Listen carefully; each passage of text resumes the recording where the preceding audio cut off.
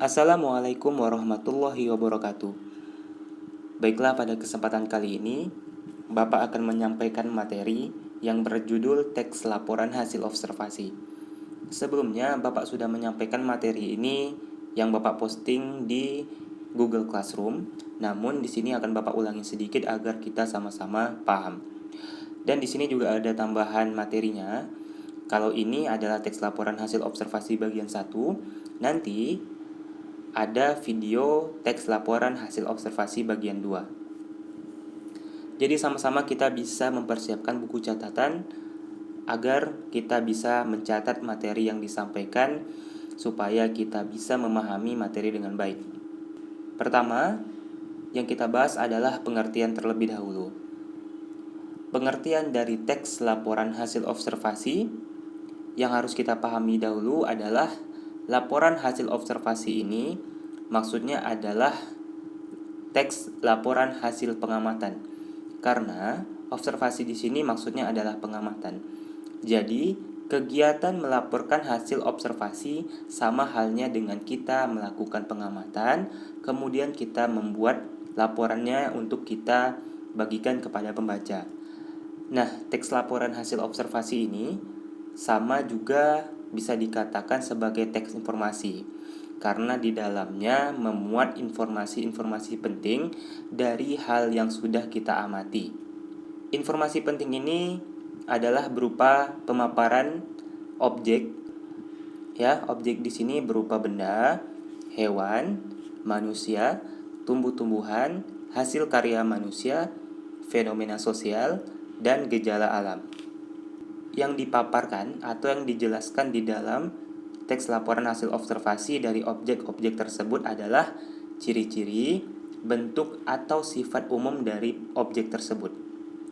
Kemudian teks laporan hasil observasi juga disebut sebagai teks klasifikasi. Kita harus pahami dulu bahwa klasifikasi di sini adalah pengertiannya sebagai pembagian atau pengelompokan. Kalau kita buka KBBI, klasifikasi itu artinya adalah pembagian ya, pembagian atau pengelompokan.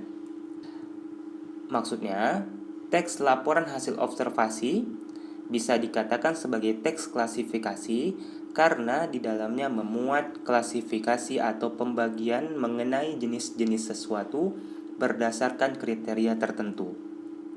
Agar lebih bisa kita pahami, Bapak akan berikan sedikit contoh. Di sini ada sebuah potongan kalimat, ya. Bapak bacakan. Sampah atau limbah rumah tangga dibedakan menjadi 3 jenis, yaitu sampah organik, sampah anorganik, dan sampah kimiawi. Kata sampah di sini adalah kata yang bersifat umum, yang bisa kita bagi-bagi lagi menjadi beberapa bagian kecil. Bagiannya di sini adalah sampah organik, sampah anorganik, dan sampah kimiawi. Maksudnya, sebuah kata atau sebuah benda yang bersifat umum itu bisa kita jadikan dia sebuah klasifikasi atau pembagian menjadi beberapa bagian sesuai dengan apa yang kita sudah amati. Ya, karena di sini adalah teks laporan hasil observasi. Jadi objeknya bisa kita bagi atau bisa kita klasifikasikan sesuai dengan apa yang sudah kita amati. Berikutnya kita bahas adalah tentang karakteristik teks laporan hasil observasi. Yang pertama di sini karakteristiknya adalah bersifat objektif, global, dan universal. Maksudnya, objektif di sini adalah objek yang dibahas adalah benar adanya, bukan objek yang berupa opini, yang berupa khayalan. Kemudian global, dia bersifat umum, dan universal bisa dipahami oleh orang banyak. Berikutnya, objek yang dibahas adalah objek tunggal. Jadi di dalam teks laporan hasil observasi biasanya tidak ada 2 objek yang dibahas sekaligus. Hanya saja satu objek tunggal, kemudian akan ada pembagian, yaitu tadi adalah klasifikasi. Kemudian ditulis secara lengkap dan sempurna. Kemudian ditulis berdasarkan fakta sesuai dengan pengamatan yang telah dilakukan. Kemudian, informasi teks merupakan hasil penelitian terkini yang sudah terbukti kebenarannya. Maksudnya, informasi yang kita tuangkan ke dalam tulisan melalui hal yang sudah kita amati, penjelasannya merupakan hasil penelitian yang sudah dilakukan oleh beberapa ahli yang sudah terbukti kebenarannya, bukan hasil opini dari kita. Kemudian tidak mengandung prasangka, dugaan, pemihakan yang menyimpang atau tidak tepat. Berikutnya, saling berkaitan dengan hubungan berjenjang antara kelas dan subkelas yang terdapat di dalamnya. Ini yang tadi dimaksud dengan klasifikasi.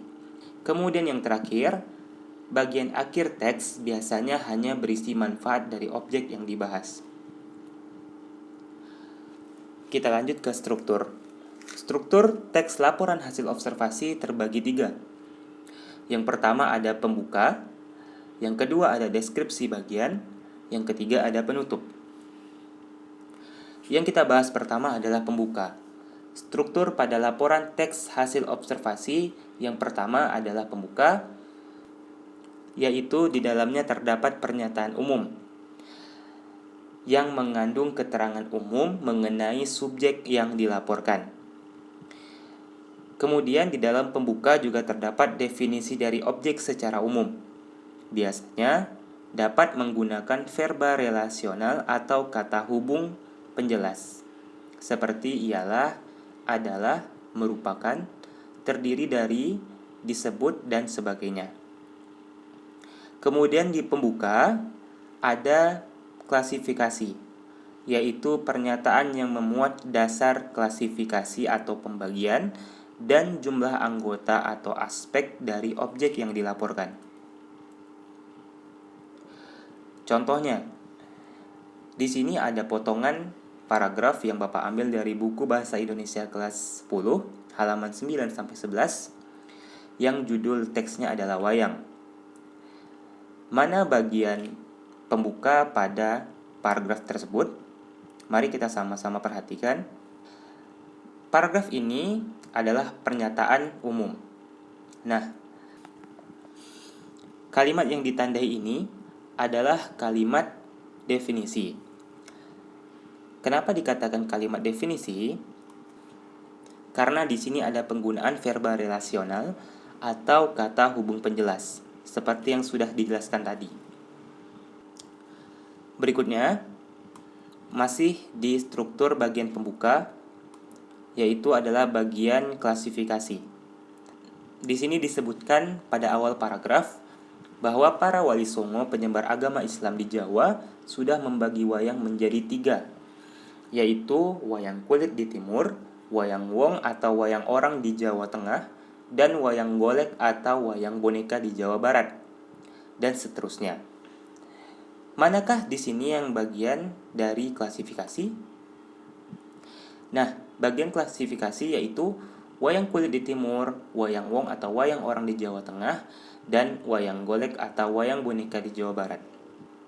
Jadi setelah di awal tadi, paragraf pertama kita menjelaskan pernyataan umum dari judul, dari objek, maka di paragraf berikutnya kita bisa menyampaikan klasifikasinya. Kita bisa menyampaikan pembagian dari objek tersebut. Oke, kita lanjut di struktur kedua, yaitu deskripsi bagian. Deskripsi bagian mengandung rincian hal-hal yang dilaporkan.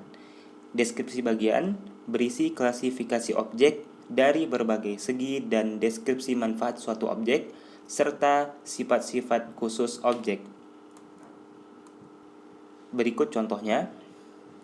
Di sini ada 3 potongan paragraf yang Bapak ambil, yaitu dari paragraf 3, paragraf 4, dan paragraf kelima pada buku Bahasa Indonesia. Di paragraf ini masing-masing menjelaskan bagian-bagian klasifikasi yang sudah dipaparkan pada paragraf kedua.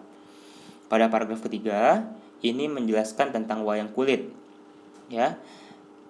Kemudian paragraf keempat menjelaskan tentang wayang wong. Kemudian paragraf kelima menjelaskan tentang wayang golek. Jadi, bagian ini disebut deskripsi bagian karena menjelaskan hasil pembagian di paragraf sebelumnya. Yang terakhir, pada struktur adalah penutup. Penutup mengandung ringkasan umum hal yang dilaporkan ataupun manfaat dari objek yang dilaporkan. Di sini ada teks yang Bapak ambil, masih di teks yang sama, yaitu pada paragraf terakhir. Di sini ada menjelaskan bagian manfaat. Jadi di bagian penutup biasanya mengandung ringkasan umum, ya, ataupun manfaat dari objek yang dilaporkan. Di sini telah Bapak tandai bagian yang mengandung manfaat dari objek. Ya, bisa sama-sama kita baca. Semua jenis wayang di atas merupakan wujud ekspresi kebudayaan yang dapat dimanfaatkan dalam berbagai kehidupan, antara lain sebagai media pendidikan, media informasi, dan media hiburan. Nah, apa manfaat wayang yang sudah dipaparkan di sini? Ya, manfaatnya adalah sebagai media pendidikan, media informasi, dan media hiburan. Terakhir, pada bagian ini, ciri kebahasaan teks laporan hasil observasi. Jadi, teks laporan hasil observasi juga memiliki ciri kebahasaan. Yang pertama, menggunakan frasa nomina yang diikuti penjenis dan pendeskripsi.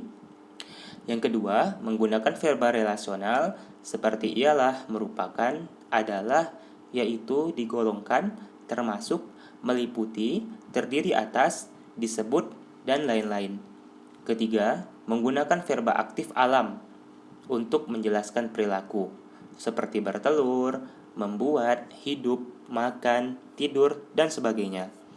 Keempat, menggunakan kata penghubung yang menyatakan tambahan, seperti dan, serta, kemudian kata penghubung perbedaan, yaitu berbeda dengan, kemudian kata hubung persamaan, sebagaimana, seperti halnya, kemudian kata penghubung pertentangan, tetapi, sedangkan, namun, dan kata penghubung pilihan, seperti atau. Yang kelima, menggunakan paragraf dengan kalimat utama untuk menyusun informasi utama, diikuti rincian aspek yang hendak dilaporkan dalam beberapa paragraf. Yang terakhir, menggunakan kata keilmuan atau teknis, seperti herbivora, degeneratif, osteoporosis, mutualisme, parasitisme, pembuluh vena, leukemia, sindrom, fobia, dan lain-lain. Jadi maksudnya, kata keilmuan atau teknis ini adalah kata yang biasa diucapkan atau pada umumnya orang mengetahui bahwa itu adalah istilah pengganti. Seperti contohnya di sini ada herbivora. Herbivora kan adalah hewan yang memakan tumbuh-tumbuhan. Bisa saja kita gunakan kata dalam bahasa Indonesia yaitu hewan pemakan tumbuh-tumbuhan. Tapi pada universalnya, ya, pada secara keumumannya orang juga paham dan mengetahui bahwa herbivora adalah istilah pengganti untuk menyatakan hewan pemakan tumbuh-tumbuhan. Baik, itulah bagian pertama dari teks laporan hasil observasi. Kita lanjut ke video berikutnya.